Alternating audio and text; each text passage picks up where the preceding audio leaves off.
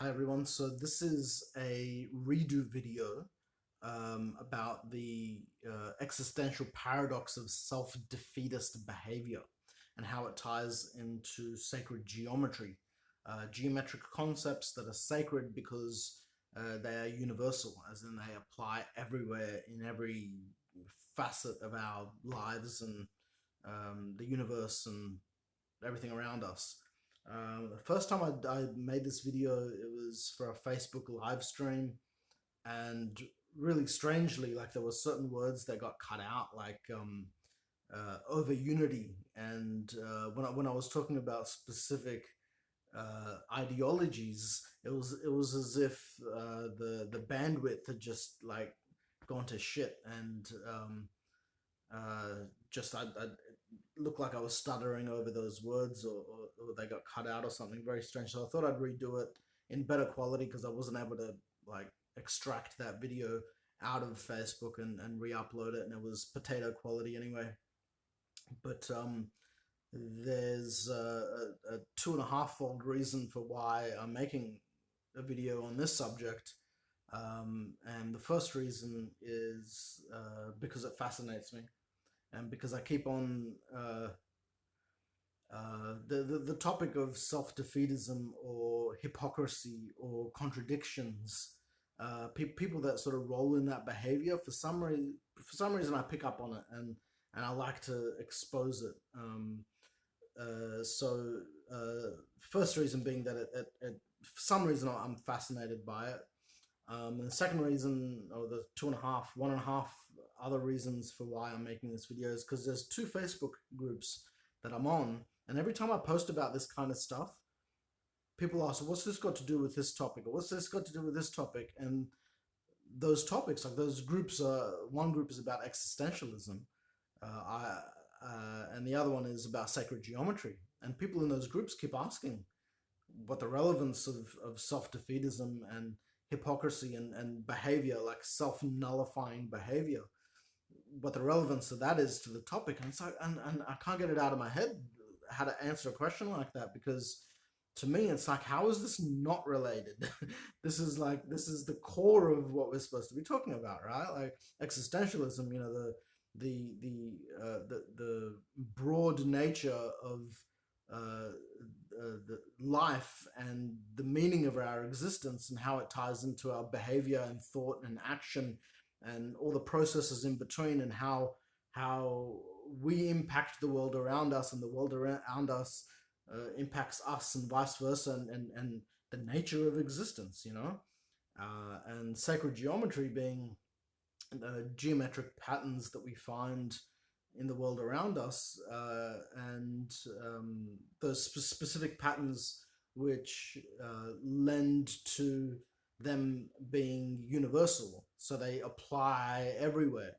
And it's like, if something applies everywhere, how can a certain topic not be related to it? It's really just the person who doesn't think that it's related isn't able to see through that perspective.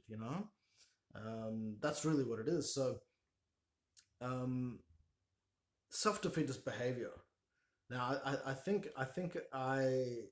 I'm sort of drawn to it for a number of reasons. When I was studying design and working in design and photography, there are concepts in those fields, like tonal balance and juxtaposition of story or expression or intent, and there's contrast as well. So that's it's like the yin and yang concept, visually, but also spread out to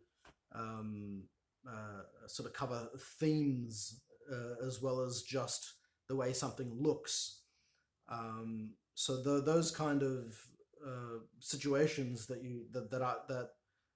one would try to capture in photography somehow, or any sort of design, I think it's something that a lot of artists are um, drawn to capturing, and drawn to exposing, and drawn to trying to make sense of it, because I think at the heart of it is something uh, innate and universal, like the actual sacred geometric principle. My cat, ow, ow. Is it because I'm not giving you attention? Is that why? Because I'm talking into the camera. She's gorgeous. Look at her. Oh, look at her. Is it because I'm not giving you attention? Is that why, huh?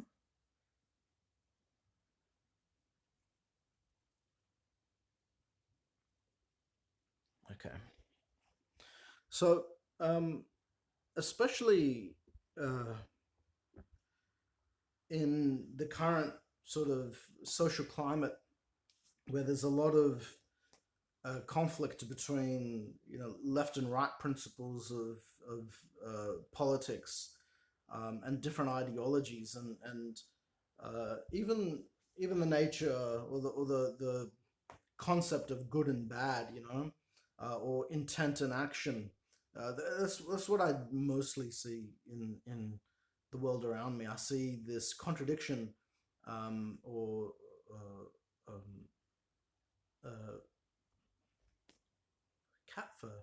I see this contradiction, and sort of self-defeatist elements play out between someone's stated intention and the outcome of their actions, or just their actions in themselves. So I often see them being two different and opposite things.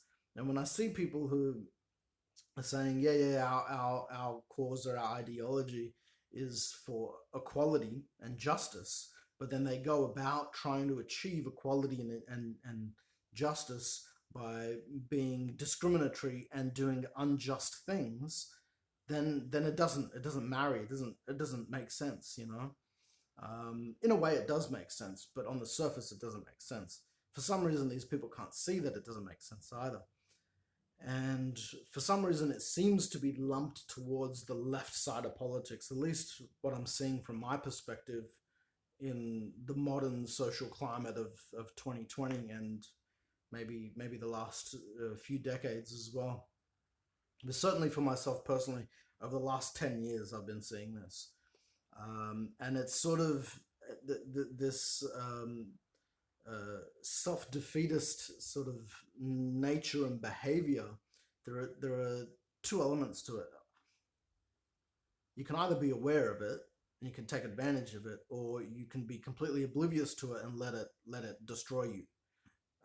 Because if you are your ideology and your cause, if you put yourself behind that wholeheartedly, and you identify as that type of person in that ideology, then if you're oblivious to the hypocritical nature or the self-defeatist nature of that particular ideology, then you're going to destroy yourself, you know. Or that ideology is the train's going to get away, and enough with the analogies. How does this tie into existentialism? Yeah.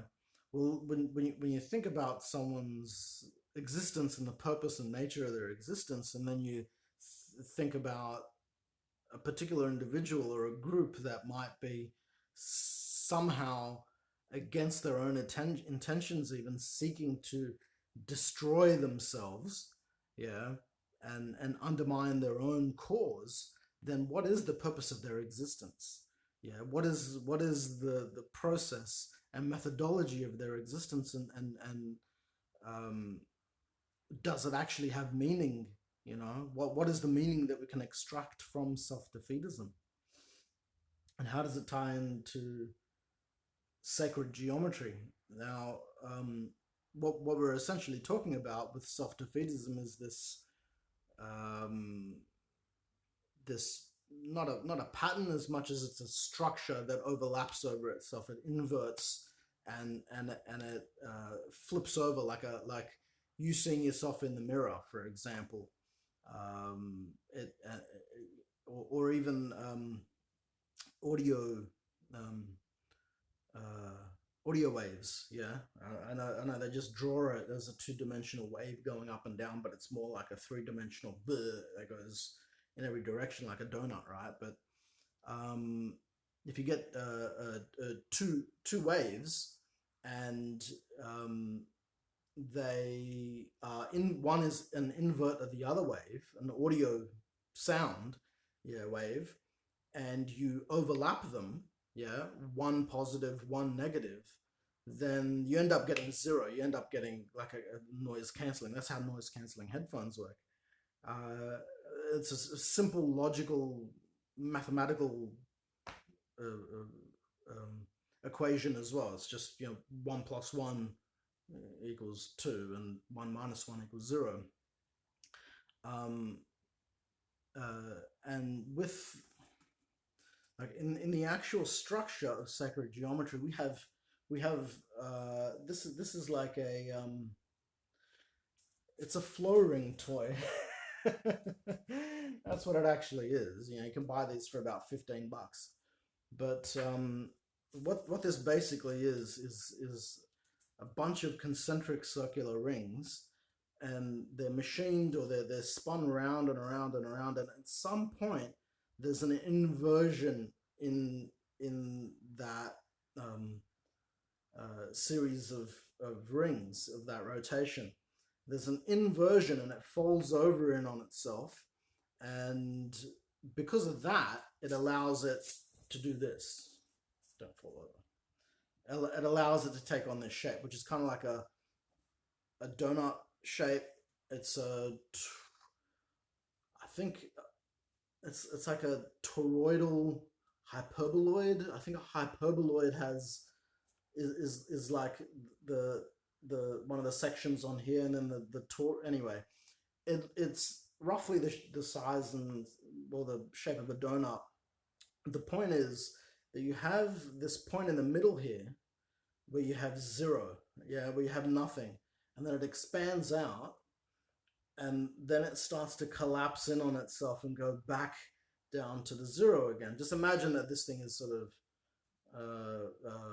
converged in the middle there, because the toy actually sort of pops out a little bit. Maybe it's a bit deformed, but like 2020 is a bit deformed. But imagine that it converges perfectly in the middle there, and then expands out and twists. So what we've got here is we've got expansion, and then at some point, yeah, in the expansion, it folds over in itself, and it starts getting smaller and going towards zero. So that inversion is inherent in here, and there's a simpler way to show it. If I get a piece of paper, this is called a Mobius strip. I'm sure some of you are familiar with it, but if I get a simple piece of paper and cut a ribbon out of it, primary school scissors technique is working. Good to know I know how to use scissors. So we have if you ignore the thickness of the paper, we have a two-dimensional object right here. So it's got axis 1, axis 2, and that's it, 2 dimensions. And of course, we know that 1 dimension is just 1 axis. It's simple geometry defines it as just a straight line. Yeah, that's what one dimension would be, and 2 dimension would be a straight line and another straight line, 2 axes. So what we do, we all know what a simple ring looks like. But if you incorporate an inversion into that ring, into the structure of it, then what we end up getting is, I'm going to use some tape now. We end up getting a Mobius strip, MOBIUS. And I've demonstrated this before in my other videos, but it's really important that people know what this is, and the simplicity and the relevance of this. I'll just put some tape on there, and now maybe do it a bit better. My primary school taping skills may not have been as good as my scissoring skills. Okay, so now we have this shape here, which appears 3-dimensional, But essentially, what it is, if we think of a two-dimensional shape as having one side to it, it's just sort of flat, and we follow along this particular path on the same surface. What we end up doing is coming back onto ourselves because of that inversion. The one path is how can I explain it? Instead of the loop having an inside and an outside, the inside and the outside are inverted to be one. So there's only one side on this particular shape. If we trace a line and just go along one edge of this all the way around, we'll find ourselves back where we started as well. So it has one edge or one axis, and it has one side. It's neither one dimensional though. It's neither two dimensional. It appears three dimensional. So it's sort of broken the conventional, normal, basic, geometric principle here. And the key in it is that inversion. Yeah, and that inversion, I believe, is what makes it's what in conventional electromagnetic physics. If you, I might be using my terms wrong here, but in terms of Newton's laws of motion and conventional physics and electricity, that inversion, I believe, is sort of characterized as under the term over unity. So over unity is when you get something from nothing. So they say that's impossible, and so far no one's been able to show that it is possible. However, I think this shape and this design represents that particular over unity, or philosophically we can call it non-duality, or in Buddhism, or it may even be Hinduism, we can call it Advaita Vedanta. This is a physical geometric representation of Advaita. I don't know how to pronounce it, Advaita Vedanta or non-dualism. This is it. Basically, we took two ends or two sides and we made them one, and we got this thing that's greater than a two-dimensional, three-dimensional, or even one-dimensional shape, because it defies all of the conventional pieces in there. So this is the core of sacred geometry. This is what makes everything universal and ties everything together. And the core of that is that inversion, and that's why I think that the self-defeatist psychology and behavior, why I'm really drawn to that, and it's within me as well. I recognize that I have self-defeatist and hypocritical tendencies, like we all do to some degree. But in order for us to really take control of ourselves and understand ourselves and become better people, we have to acknowledge it, and we have to seek it out. And I think what I end up doing is I try to expose the occurrence of this in the real world. I try to expose it and just unravel it in front of myself, so that I can reflect on that and try to better understand myself. Yeah.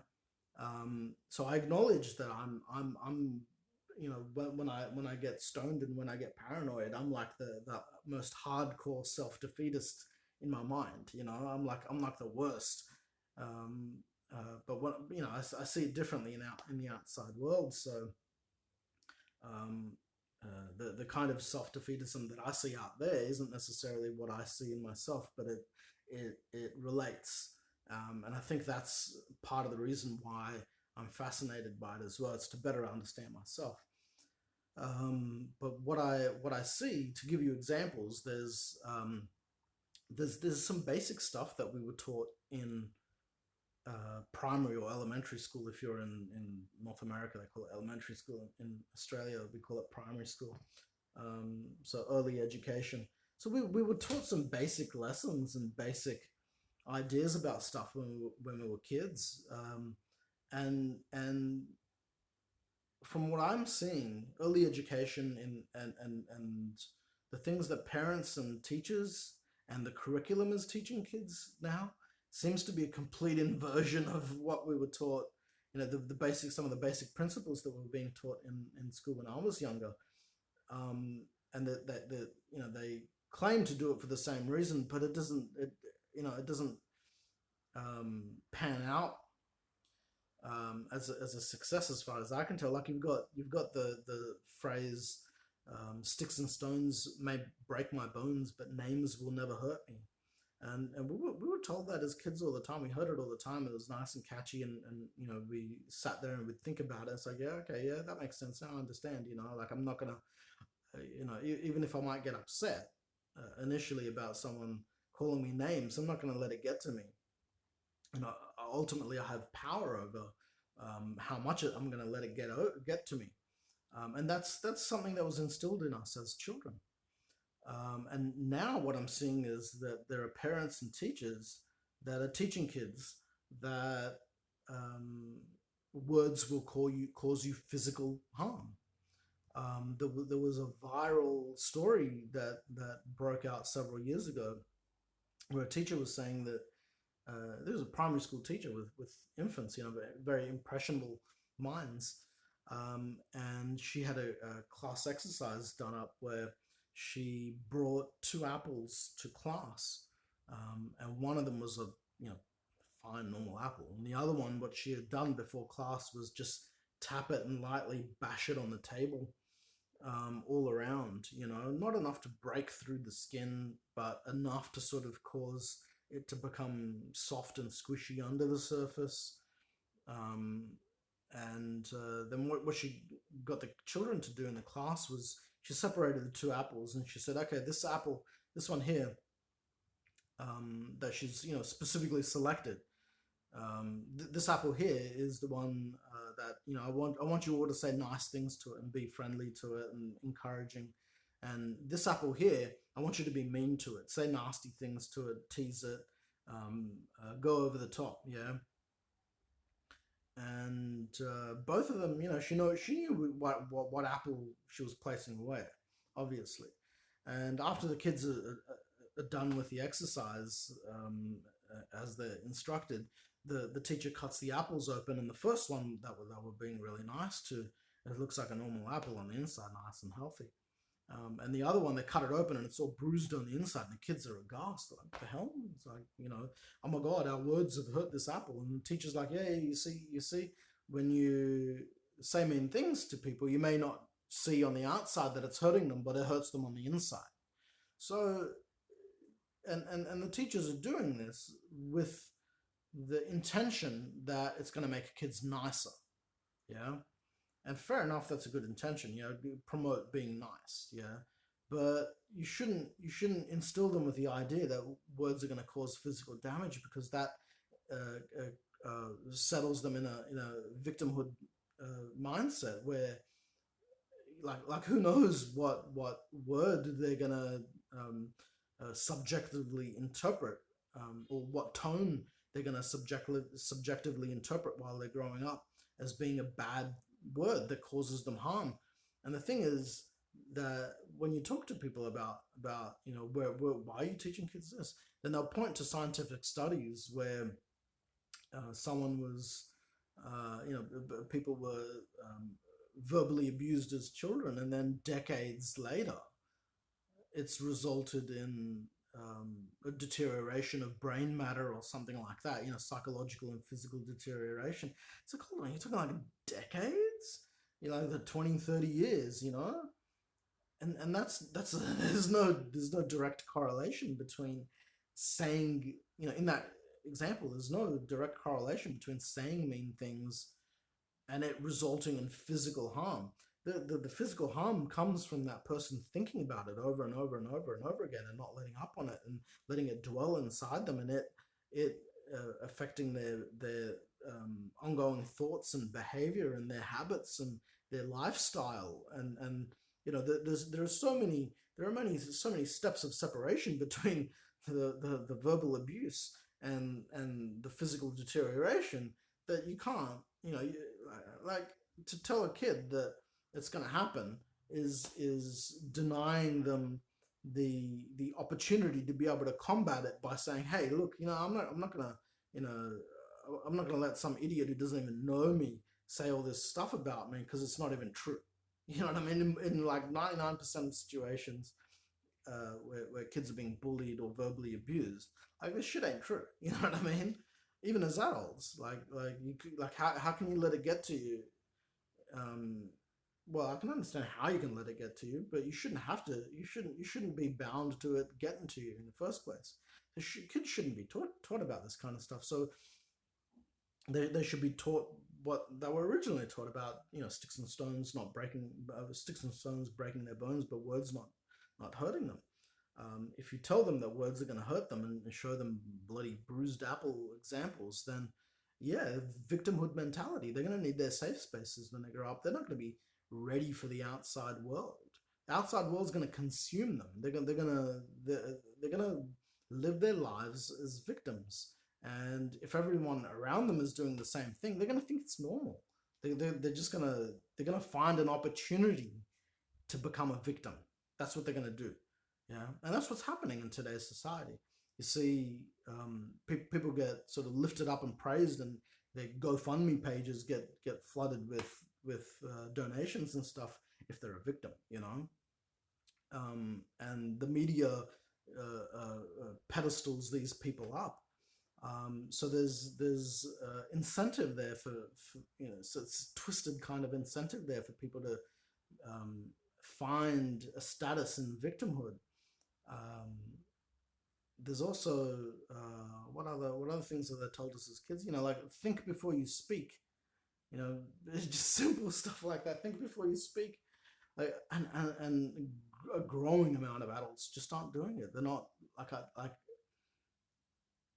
you can just pull apart their words and try to make sense of why someone is having a certain response to something that's said, and a lot of the times you'll find that they're drawing on things, or they're pulling information and thoughts and processes out of a predetermined or pre-existing idea that they've got in their head. They're not responding necessarily to the information that's in front of them, but they're relating that to something that they've already got in their head and then responding that way. So it's more of a emotional reaction, and emotional reaction driving them rather than logic and common sense. And quite often it seems to be linked in with leftist ideologies. So like communism and socialism they stem from Marxism, and what they seem to have in common is this idea of utopianism, and I think that's the crux of it. I think if you convince someone that the idea of a utopia is a good thing, which on the surface it sounds like a good thing, right? Oh, everyone's going to have equal amounts of money and equal opportunity and equal everything, and everyone will be treated equal, and you'll be able to do equal things and everything like that. Yeah. If you try to instill someone with that idea and then they go out in the real world and try to execute it, it ain't gonna work. It's unnatural, because hierarchy structures are normal in you go have a look in most animal kingdoms or animal species, including humans. Then there's a hierarchy structure. There's you got to fight to survive. And there's a sense of tribalism as well. You look at ant colonies defending one another, and you look at any sort of it's unless you're talking about like some simple single-celled organism or something, maybe they may not do it. But any complex creature in the natural world operates on a hierarchy structure. And if you try to if you, the point of socialism and communism seems to be to try to neutralize that hierarchy structure, and it goes all the way down into the patriarchy. So when they're talking about the man being the head of the household, and they want to topple that, well, that's a hierarchy structure. That's it's not necessarily the man at the top, but the man has certain responsibilities, and or the father has certain responsibilities and the mother has certain responsibilities, and they both come together, and they mutually agree, and they have offspring, and the offspring learns its rights of behavior from those parents, and that's a hierarchy structure right there. If you want to destroy the patriarchy, which is what feminists and Black Lives Matter and arguably Antifa, these are all self-defeatist ideologies, by the way. Like at the core, like feminism, if you go and read the Encyclopedia Britannica definition of feminism, it's literally hypocrisy right there. It's like you can read it from the first line to the second, or the first paragraph to the second paragraph. They contradict one another. It says, feminism is about equality, and in the second paragraph it says that it functions through the women's rights movement. And it's like, hold on, if you're talking about gender equality, and you're about gender equality, then how can you just be focused on one gender rather than all genders, or unigender, or both genders, or whatever you want to call it, instead of just focusing on one? So that it's in the definition, yeah. And for someone to overlook that, they either they overlook their own hypocrisy and their own self-defeatist nature, how they're hurting themselves. They're overlooking that, or they're gonna adopt the self-defeatist hypocritical logic in those ideologies, and they're gonna adopt that, yeah. Or there's a combination of them, their own identity and the ideologies influence on their identity. And really, though, the nature of our existence, if it isn't a combination and a balance between what we feel and think and express ourselves as, not compared, but meshed in with how the rest of the world interprets us and treats us. There's a balance between our inner self and our expression, and the outer world and its interpretation of our expression and its reflection of that. So there's this duality there between those two concepts, and that's where I think the core of existence as an individual actually is. So if you're constantly under some ideology, or you have some sort of internal conflict in your psychology, you're gonna be pulling apart, pushing and pulling and conflicting between what you think reality is and what you think you are, and what reality actually is, or what most people interpret you as being.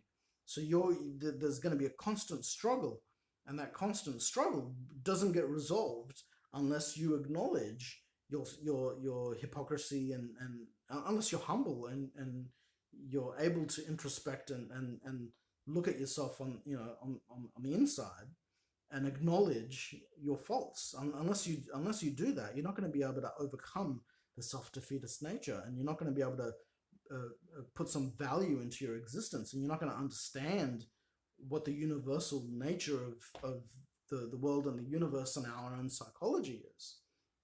So that example, like there's an animated GIF that you can find online. If you do a search for Mobius strip ants like the insects, and you can see there's an animated GIF of a bunch of ants walking along the Mobius strip as if they're walking forwards on a path. And from the perspective of an individual ant walking along this thing, that it would seem to them as if they're just progressing forward the entire time, without realizing that going forward and going backwards on in this process of life is the same thing. Going forwards, going backwards is the same thing.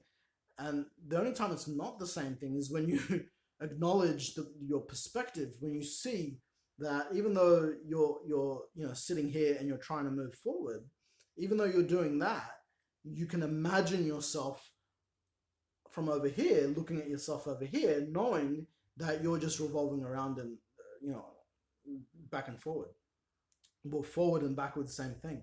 So if you can uh, um, have the level of self awareness to know that you're in this perpetual universal system uh, where there's this innate inversion in everything. If you don't realize that, if you can't bring your two conflicts together to try and resolve them, then you're just going to be fighting against yourself your entire life.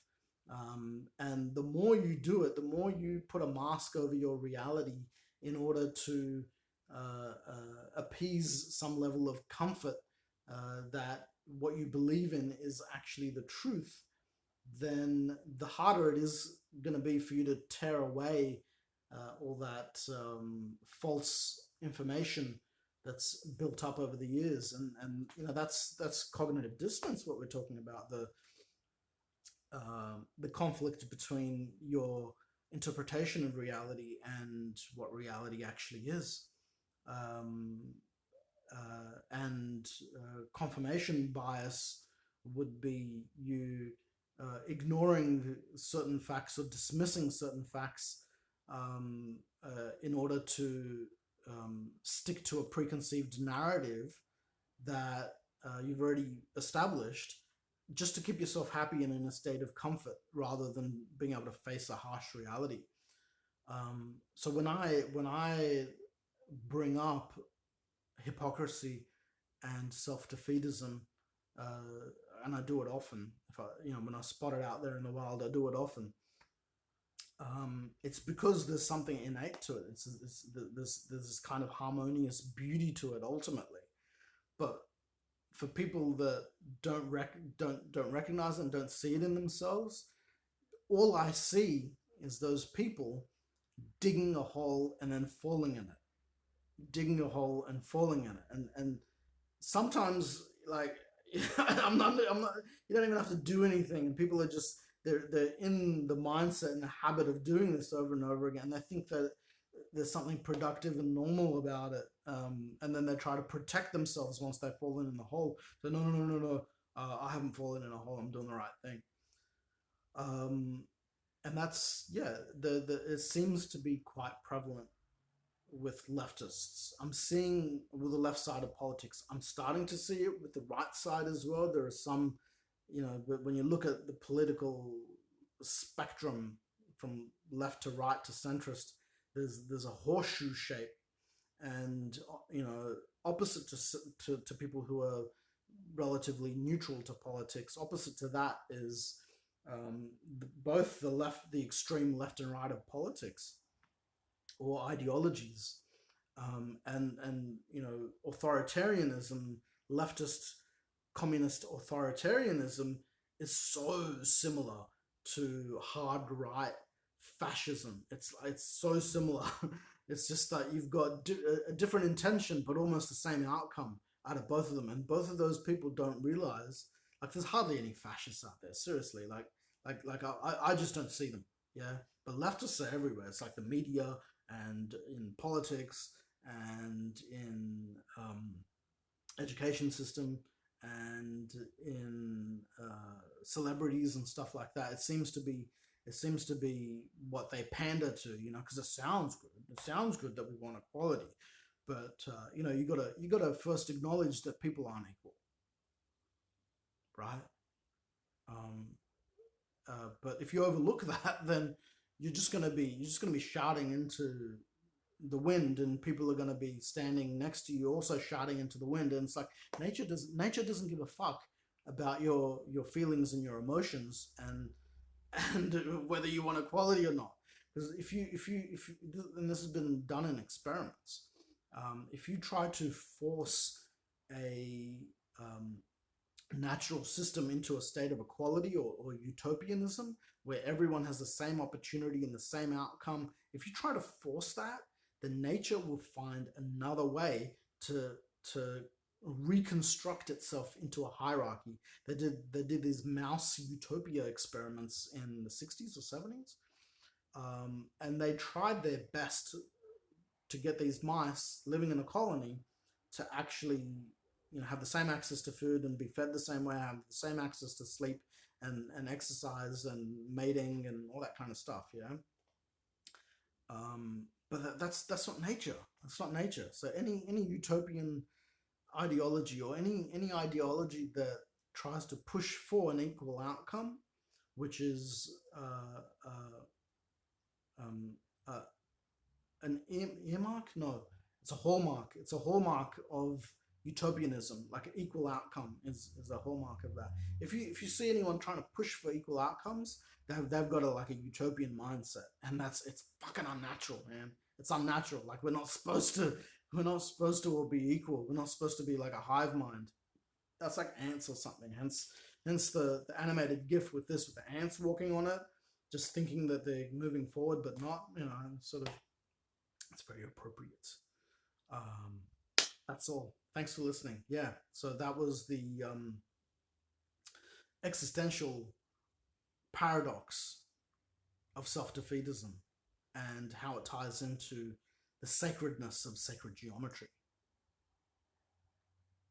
Like and subscribe and send nudes and stuff. Thanks. Bye.